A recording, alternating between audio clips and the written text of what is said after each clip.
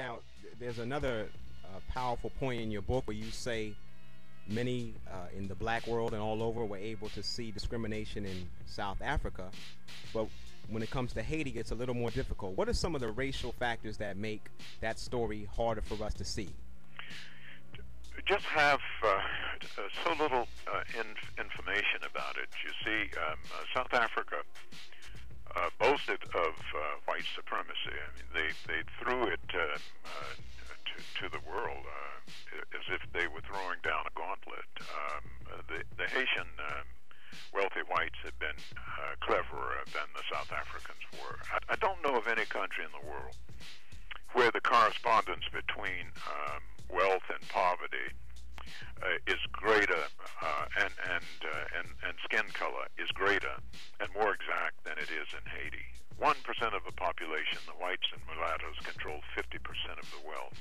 Unbelievable wealth, and this is the way it was before the revolution, and this is what the Western powers strove to maintain after the revolution. At the end of that revolution, there was 700,000 Haitian black children in the country. Only 1,000 of them had ever been to school.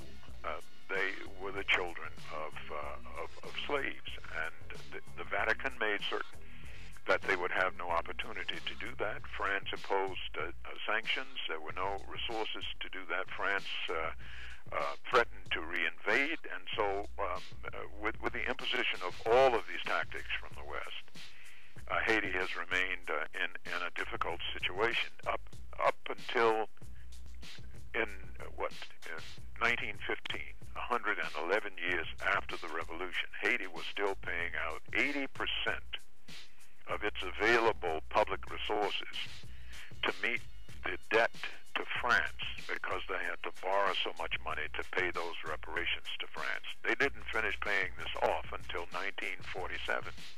That's why the Haitian economy was wrecked. France did it, and the United States did it. And they continued to do it with structural adjustment programs, sustained by President Clinton, and of course made worse by President Bush.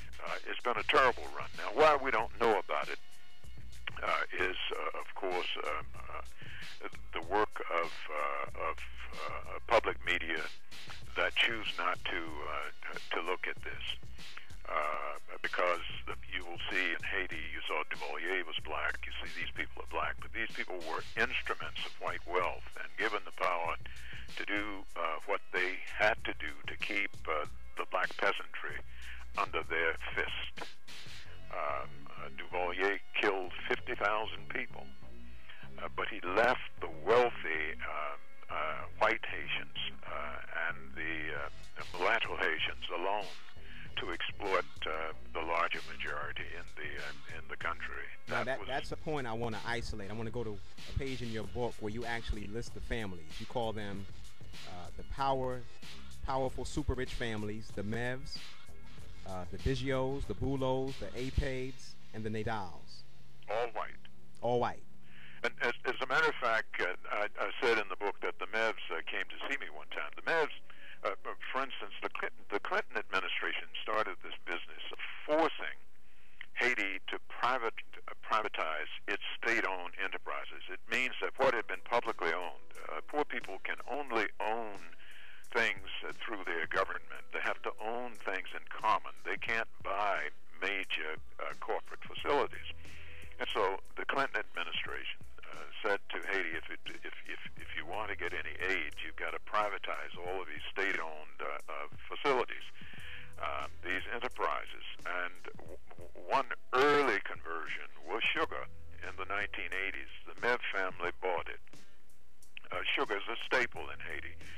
They immediately closed it, putting all of the people who worked in the industry out of work. And then they started to buy sugar that was exported from the United States.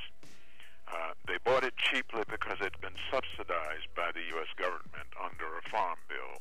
But they sold it at a higher price to Haitians, much higher than they had been paying for the sugar when their own company had produced it. And so Haitian workers were thrown out of work.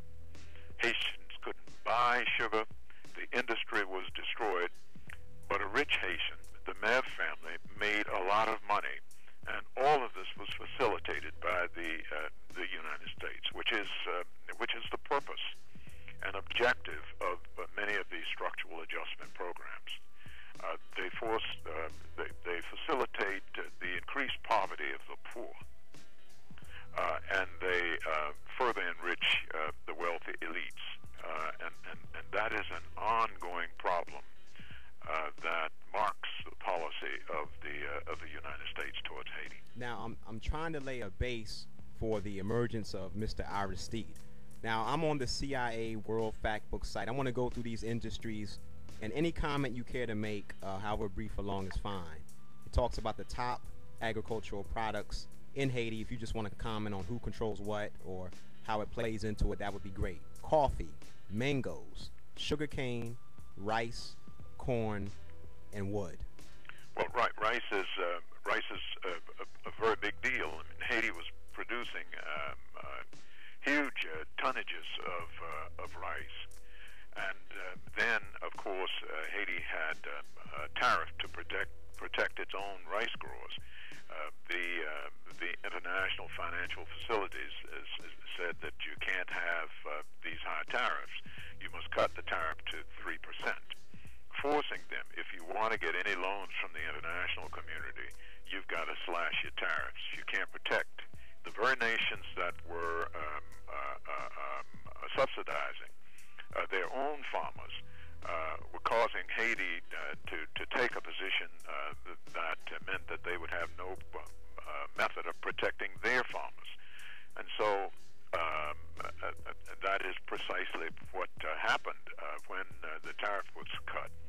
This cheap rice flooded Haiti, you see, and it meant that Haitian production of rice dropped precipitously. And these growers, the Haitian farmer, 70% of the Haitian peasantry are farmers. 50% of them are women. Already these people were making less than $225 a year.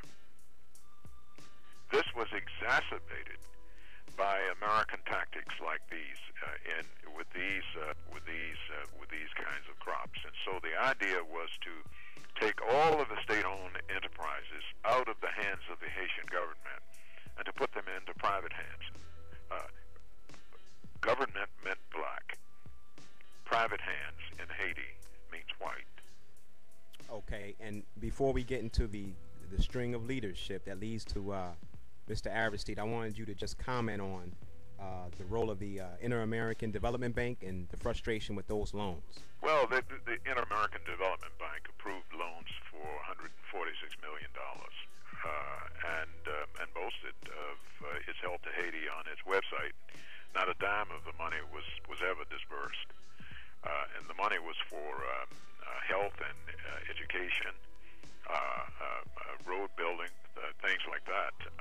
But the money didn't go forward because the Bush administration blocked the disbursement of this money by the Development Bank. The Development Bank violated its own policies by allowing politics to enter into its decision making. It approved the loans, but never disbursed any money, and caused Haiti to pay some $5 million in interest on loans that the government never received.